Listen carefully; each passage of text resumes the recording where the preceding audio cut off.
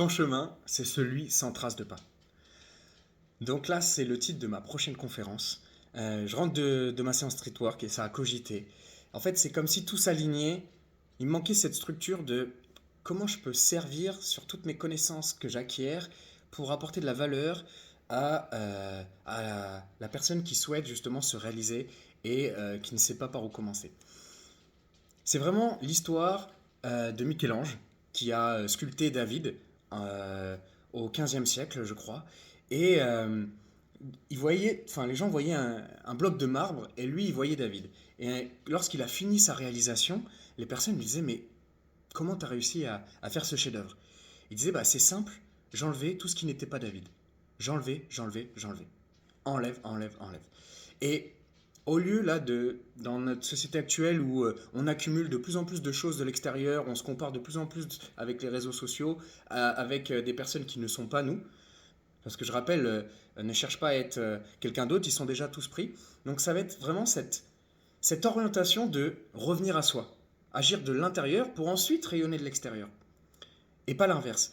Et, et en fait, c'est tout ce chemin intérieur, le processus d'individuation qu'appelait Carl Jung, et c'est vraiment euh, le connais-toi toi-même de Socrate, aller à l'intérieur de soi-même, enlever toutes les couches du conditionnement, des croyances limitantes, des valeurs des autres, les valeurs morales, pour ensuite faire tout un travail introspectif par des questionnements justement sur ses sensations, ses émotions, ses perceptions, ses valeurs, qu'est-ce qui te donne de l'énergie, qu'est-ce qui t'apporte cet élan vital, dans quoi tu dépenses ton temps, ton argent, les moments où tu vois pas le temps passer.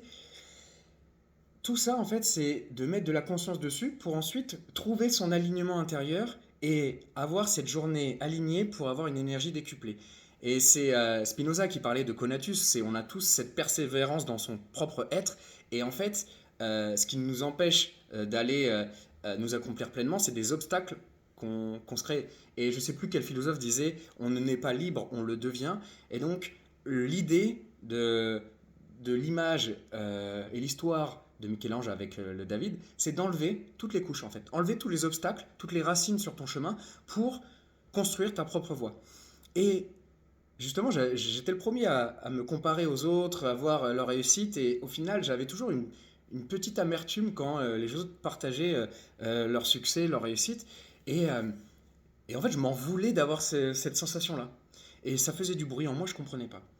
Jusqu'au moment où, en fait, je me disais, mais t'idéalises déjà une partie d'autres personnes qui n'est pas toi, qui n'a pas le même vécu, la même histoire, etc. Et qui, au fond, ne veut pas exactement la même chose.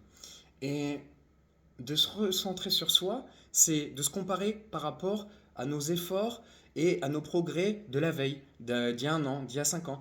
Et ça, en termes d'accomplissement et de fierté personnelle, c'est quelque chose qui est moteur. Et au lieu d'avoir des freins de comparaison, et ben là, on va impulser justement cet élan vital qu'appelait Bergson. C'est vraiment aller à la racine de soi-même. Donc, c'est des concepts abstraits, on pourrait les approfondir plus en détail si ça t'intéresse par des questions, mais c'est le docteur John de Martini qui disait oui, la qualité de ta vie dépend de la qualité des questions que tu te poses, et surtout avoir une vie alignée avec ses valeurs, c'est cette prospérité intérieure. Le fameux réduire le bruit mental pour avoir cet espace de clarté intérieure. Et ce qu'on recherche, c'est en prépa mentale, mais même dans la vie du quotidien, c'est cet alignement tête-cœur-corps. Et avoir cette avant, je ressentais en fait un vide par rapport à vouloir cette approbation de l'extérieur pour me nourrir de l'intérieur. Et en fait, quand j'ai compris que c'était pas un vide et que j'avais pas besoin de l'extérieur, ça s'est transformé en espace de gratitude où je pouvais accueillir, bien sûr, les choses de l'extérieur, mais c'est pas ça qui me dictait, c'était pas ça mon moteur. Et donc là, de recentrer sur soi, sur ses propres valeurs, amène cette énergie, cette authenticité. Comment devenir authentiquement soi? Eh ben, ça passe par ce chemin d'individuation et peut-être cette traversée du désert où en fait, tu as l'impression qu'il se passe rien, mais dans ton subconscient, tout en écoutant ma voix là, ça peut venir, pop-up, ou ouvrir des portes et lorsque tu seras en train de te balader ou lors d'une douche ou une méditation, les connexions neuronales vont se faire d'elles-mêmes. Et ça permet de voir les choses sous un autre angle. Souvent, on est bloqué dans une situation, c'est Einstein qui disait, tu ne peux pas résoudre un problème avec le même niveau de conscience qu'il a engendré. En bref, autrement dit, le problème il est ici et tu peux pas le résoudre avec ce même espace. Donc l'idée c'est d'élever son niveau de conscience pour voir ensuite ton problème sous un autre angle et de se dire ah ouais en fait c'est qu'une pièce parmi l'ensemble du tableau, et bien je peux le voir différemment et ça m'apporte des solutions et des pistes que je n'avais pas explorées. Donc en fait là ça vient d'émerger, hein, c'est un one shot, hein. Mais c'est vraiment d'aller nourrir à l'intérieur de soi, mettre tellement de conscience, justement avec là le livre que je lisais, La pleine conscience en acte, en action, ça va être d'identifier plusieurs moments de journée et ensuite de voir ce que tu gardes, ce que tu enlèves, ce que tu continues ou ce que tu renouvelles ou ce que tu amènes de nouveau. Et ça en fait, c'est Michel Singer qui disait n'écoute jamais quelqu'un qui t'apprend quelque chose de nouveau sur toi.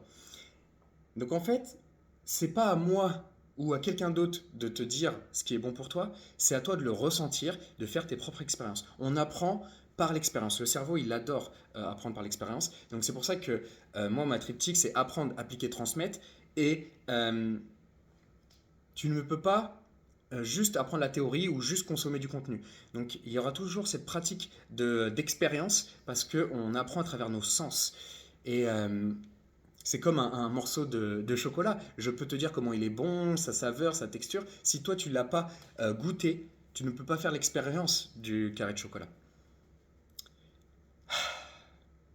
Je ne sais pas où ça va. En tout cas, je sais que la structure, ça va être ton chemin, c'est celui sans trace de pas. Donc tu peux t'inspirer des personnes, mais tracer ta propre voie va te libérer justement cet espace mental pour libérer cette créativité, cette partie de toi créative qui n'attend que de se révéler au grand jour en enlevant toutes les charges. Enlever, enlever, enlever. Je reprends la triptyque de Taureau, je crois, c'est simplifier, simplifier, simplifier. On est vraiment sur ça. Mais on va aller chercher justement l'essence même et après enlever tous les obstacles par justement différentes couches, par des questions, par un accompagnement, par tester, réajuster, essai, erreur. Et, et ça, c'est puissant. Donc là, je regarde mes livres de mes philosophes pour voir si je peux encore t'apporter de la valeur. Déjà, est-ce que c'est pas dingue de se rendre compte que ce que tu peux mettre en place, tu l'as déjà en toi. La réalisation, elle fait partie de toi et tu as les ressources pour te réaliser pleinement, indépendamment du regard extérieur. Et que se détacher, c'est déjà, et d'en prendre conscience, c'est déjà le premier pas essentiel vers ta réalisation. Que dire? Que dire de plus? En tout cas, moi je te laisse avec ça, c'est une première partie. Je sais que ça va mûrir avec le temps, mais on aura eu cette première vidéo en one shot avec le cœur ouvert. Dis-moi si ça t'a apporté de la valeur. Si tu dois retenir une phrase, c'est ton chemin, c'est celui sans trace de pas. Et nous, on se dit à la prochaine. Jamais parfait, toujours meilleur.